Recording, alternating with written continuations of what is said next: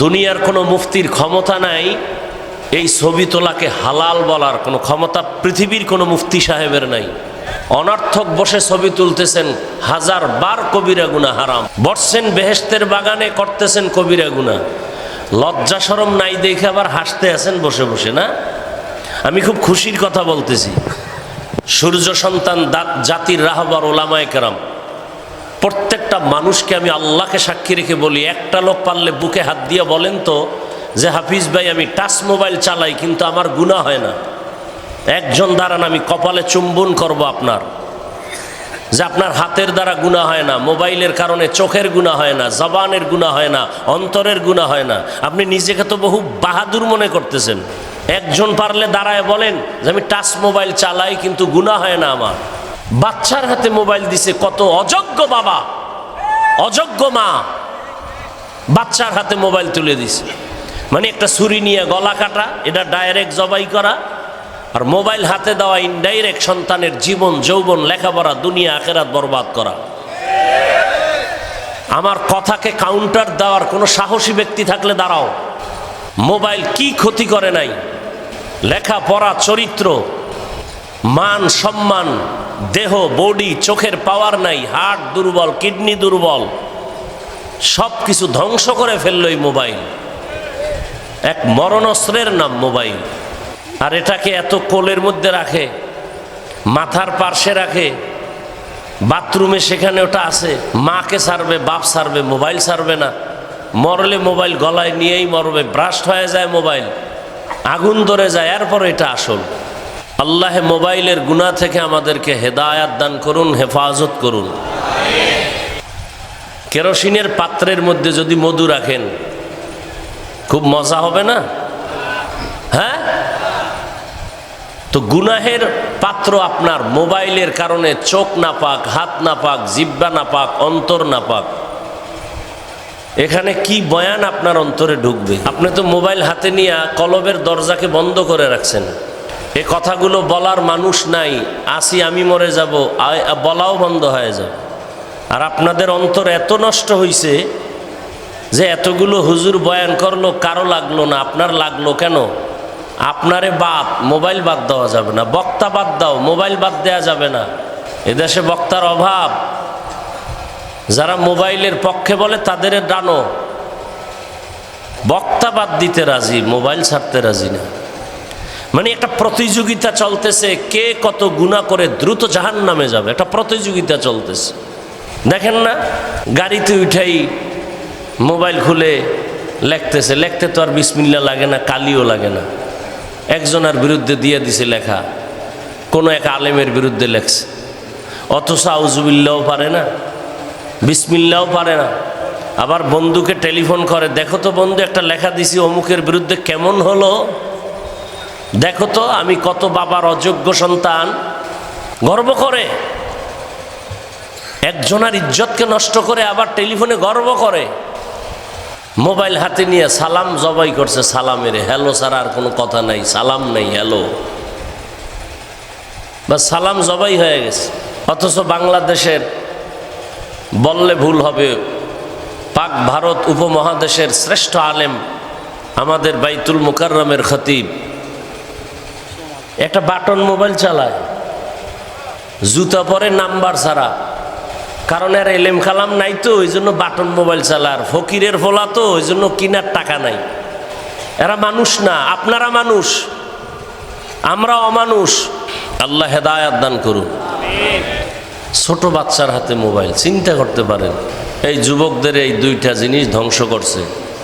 এক মরণস্ত্র হইল indirect mobile, আর এক মরণস্ত্র হইল ডাইরেক্ট। এটারে বলে বাইক, মোটর সাইকেল। এটা হলো ডাইরেক্ট মরণস্ত্র। যুবকেরা বল, এই মোটর সাইকেল কয় এলাকায় না কি কয়? এই Honda, motorcycle, bike, van, rickshaw, private, micro, বিমান, হেলিকপ্টার, লঞ্চ, বাস, যত দুর্ঘটনা হয়, অ্যাক্সিডেন্ট হয়, তোমরা সাক্ষী দাও যুবকরা, কোনটা বেশি গড়ে অ্যাক্সিডেন্ট হয়ে মানুষ মরে? কোনটায় বেশি মরে? বাস, আমার তো আর ফতুয়ার দরকার নেই। তুমি বলতেছো এটা মানুষ বেশি মরে, তুমি এটার জন্য এত পাগল কেন? মরবা, এই তো। তাহলে মায়ের থেকে আগে ভাগে বিদায় নিয়ে কোথাও বের হই, যে মা ফিরে আসতে নাও পারি, কারণ আকাম করতে যাই তো, ভালো কাজে তো আর যায় না। মা দোয়া চাই, দেখা নাও হতে পারে, পার্কে যাব, মদের আড্ডায় যাব, গানের আড্ডায় যাব, বৈশাখী মেলায় যাব, হ্যাঁ, সেখানে আকাম হবে, জাহিরি বাতিনি আকাম। পহেলা বৈশাখ পালন করা মুসলমানের জন্য হারাম। আপনি হারাম মানবেন না, এই জন্য আমার বয়ান কি বন্ধ থাকবে? আপনি দাড়ি রাখেন না, এই জন্য কি আমি দাড়ির বয়ান করব না? কথা বলেন না কেন? আপনি পর্দা করেন না, এই জন্য কি কোরআন হাদিস অনুযায়ী পর্দার বয়ান করব না? আপনি সুদ খাইতেছেন, এই জন্য কি আমি সুদের বিরুদ্ধে বয়ান করব না? কি বলতে কষ্ট লাগে না? খুব ভাবে আছেন। আগামীকাল হতে পারেন কাফনের যাত্রী। কিসের ভাব? আপনাকে নোয়াখালীর ইতিহাস মানুষের অজে অজে কই, আর আপনারা বাহাদুরি ভাবলয়ে বসে আছেন না? ওমরা হজে গেল আপনাদের এই বৃহত্তর নোয়াখালীর এক ফ্যামিলি, এরপরে ওমরা টোমরা কইরা বন্ধুর বাড়ি গেছে আবায়, অ্যাক্সিডেন্ট হইয়া মাও মারা গেল, বাবাও মারা গেল, মেয়ে মারা গেল, একটা বাচ্চা বেঁচে আছে মেয়ে। হ্যাঁ, আর যেগঞ্জে হোক, নোয়াখালীর বাইরে, আমার এত পাশে বসে দরকার নাই, নোয়াখালী তো। সেই বাচ্চাটারে খেলনা টেলনা দিয়ে বুঝায় নিয়ে আসছে বিমানে, চিকিৎসা করায়, তোমার মা বাবা চিকিৎসাধীন অবস্থায় আছে, বলে নাই মরে গেছে। যখন লাশ আর আনতে পারে না, প্রসেসিং অর্থ খরচ বেশি, পরে এক সময় মেয়েকে বলছে তোমার আব্বু আম্মু মারা গেছে। মিডিয়া আপনারা দেখছেন না? আকাম দেখেন খালি বসে বসে, এগুলি দেখেন না। মেয়েটা কান্দো আর বললো আমি কাকে আম্মু বলে ডাকবো, সহ্য করার মতো না। কত বলবো? নোয়াখালীর ঘটনাই তো, মানুষেরে বলি। ওই যে বিদেশ থেকে আসছে, বাড়ির কাছাকাছি এসে সব শুদ্ধ পানিতে, তা আপনাদের ঘটনা। আর আপনারা সোনাবন্ধের গান গাইতেছেন অজের প্যান্ডেলে বইয়ে, মোবাইল নিয়ে ব্যস্ত। কি আরামে আছেন, কি ভাব আপনাদের অন্তরে।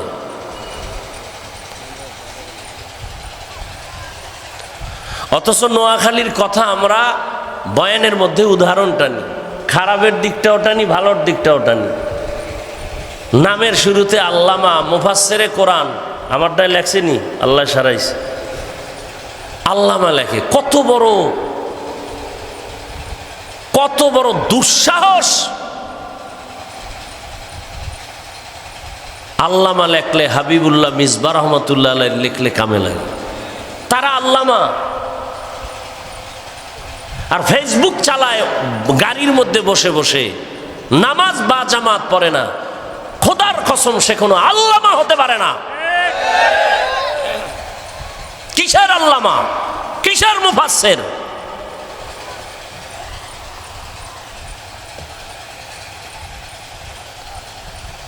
একজনে লেখে, নিজের কার্ডে নিজে লেখে সুমিষ্ট ভাষী, নিজের ভিজিটিং কার্ডে লেখে অনলবর্ষী বক্তা, আন্তর্জাতিক খ্যাত, নিজের কার্ডে লেখে। কত বড় ইতর!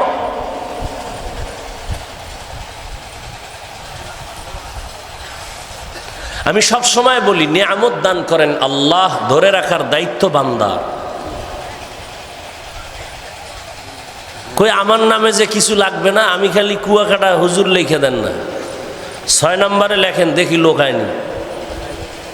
কি আমার বাহাদুরি? কি আমার এলেম নাই, আমল নাই, লেখাপড়া নাই, কিচ্ছু নাই, তো বাহাদুরি কি করবো?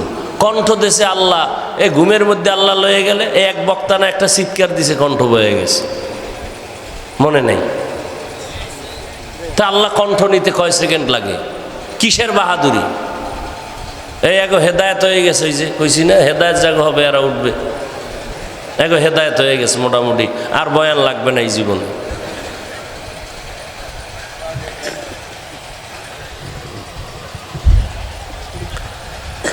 হায় হায় হায় হায়, আল্লাহ আপনি আমাদেরকে মাফ করে দেন।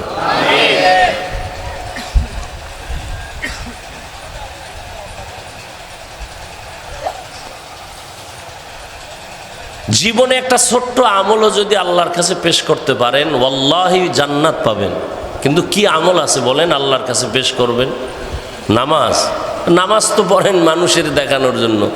নামাজে মেয়েরাজ হবে আল্লাহর সাথে, আর আমগো নামাজে মেয়েরাজ হয় মোবাইলের সাথে। মোবাইলে কি দেখছি ওটি নামাজে বইয়া সব ভাবতেছি, মেয়েরাজ চলতেছে।